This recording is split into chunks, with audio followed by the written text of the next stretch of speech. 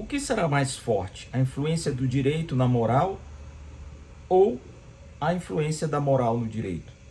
Sempre que a filosofia do direito e o próprio estudo da teoria geral do direito se debruça sobre esse tema, nós temos um embate interessantíssimo, mas que acaba prevalecendo a moral. E eu vou tentar refletir um pouco com vocês aqui para a gente entender isso. Todo mundo que opera com o direito vai perceber que o direito ele é estabelecido, direito positivo, vejam bem, pelas normas juridicamente legisladas. Então, as normas positivas são aquelas que passam pela mão e pelas cabeças de legisladores. O constituinte originário funda uma constituição. Os constituintes derivados e os outros constituintes, nos planos do município e dos estados, legislam para as populações dessas entidades.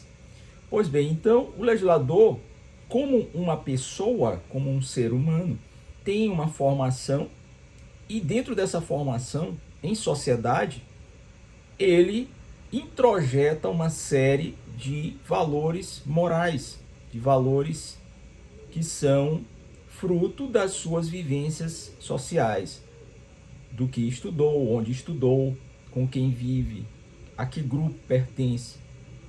E com isso ele, de alguma forma, o legislador, que também é portador de valores morais e é parte de um determinado campo social, dentro de uma classe, dentro de um extrato da sociedade, ele leva esses valores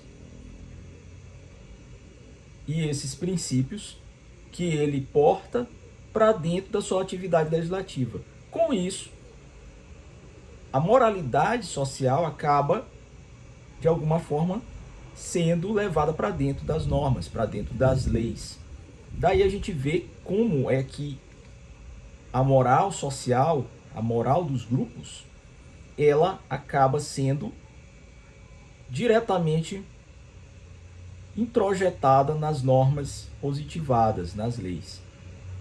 Agora, falar que existe uma moral universal é complicado, porque veja bem, se houvesse mesmo valores morais inquestionáveis, a morte de alguém nunca seria em nenhum ordenamento jurídico aceitável.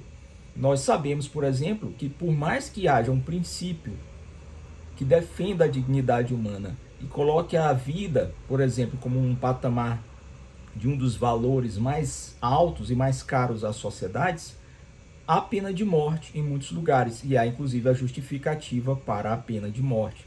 No Brasil, em caso de guerra declarada, sendo a execução feita por fuzilamento. E daí a gente já pode ver que não existe um valor moral que não possa ser questionado. Nas legislações, a legitimidade e a eficácia de certas leis vai ser possível quando o valor moral incerto naquela norma positiva, naquela lei, corresponde ao valor predominante na sociedade para a qual ela foi feita e na qual ela deverá surtir os seus efeitos. Daí, meus amigos e amigas, vocês podem ver como é que essa relação é interessante.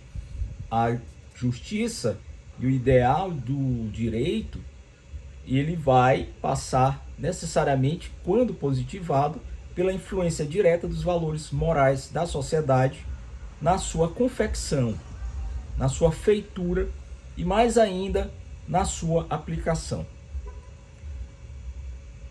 Agora, será que existe uma moral única ou existem vários valores morais, vários regramentos morais, várias formas dessa moral ser expressa socialmente? Nós vemos, por exemplo, a diferença que ainda existe, hoje menos, mas ainda existe, na moral da sociedade campesina, do homem do campo, certos valores morais que não são tolerados pelo homem do campo, pela mulher do campo, em relação ao homem urbano, ao cidadão que mora nas cidades, nos grandes centros. Daí você já pode ver por que certas condutas são toleradas em determinados segmentos sociais, em determinados lugares, e em outros a mesma conduta não é tolerada. E ainda dentro disso, nós podemos falar, ainda falando de moral, nos subgrupos sociais. Então são subgrupos que são formados, estratos dessa mesma sociedade, por exemplo, das sociedades urbanas, subgrupos ou grupos marginalizados ou outros pequenos grupamentos sociais que acabam por estabelecer suas próprias valorações morais. E às vezes o que é predominante na sociedade como um todo não é para aquele grupo. Inclusive o ato da morte, a prática do aborto, enfim, uma série de questões que são seríssimas, mas que não podem ser tidas como equânimes, como iguais para todas essas parcelas de seres humanos que valoram as existências sociais. No final de contas, por exemplo, você vai ver que nós vamos falar não de uma moral única que vale para todos, como deveria se pensar que funcionasse, uma moral universal, mas na verdade morais relativizadas. Tudo é relativizado dentro da moral. Daí porque com o passar do tempo algumas coisas que antes não eram aceitas passam a ser aceitas e outras que eram aceitas pode-se promover uma reviravolta, uma virada de visão de mundo acerca daqueles comportamentos. Daí, para finalizar, a gente vê por que muitas sociedades acabam mudando de ideia e com a evolução e com a relativização das normas morais, passando para suas legislações outras transformações, ou seja, promovendo transformações. Agora, recentemente, na Nova Zelândia, foi votado e foi vencedor a posição de que as leis daquele país possam autorizar a prática da eutanásia, por exemplo.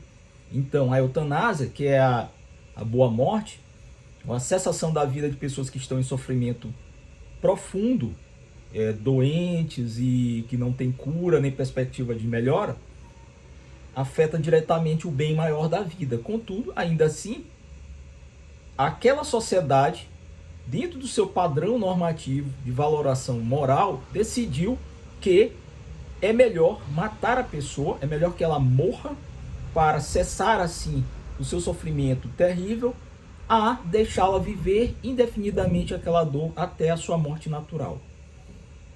Então, amigos e amigas, vocês veem como é que a moral influencia muito mais no direito do que o direito na moral. Justamente porque há leis que não conseguem, mesmo sendo legisladas processualisticamente da forma correta, influenciar a sociedade para mudar o seu comportamento e acabam perdendo a sua eficácia, ou não sendo válidas, ou não vindo a ser aplicadas e transformam-se apenas em letra de lei morta. Contudo, por outro lado, a moral, sim, ela de alguma forma sempre vai interferir na feitura das nossas normas jurídicas.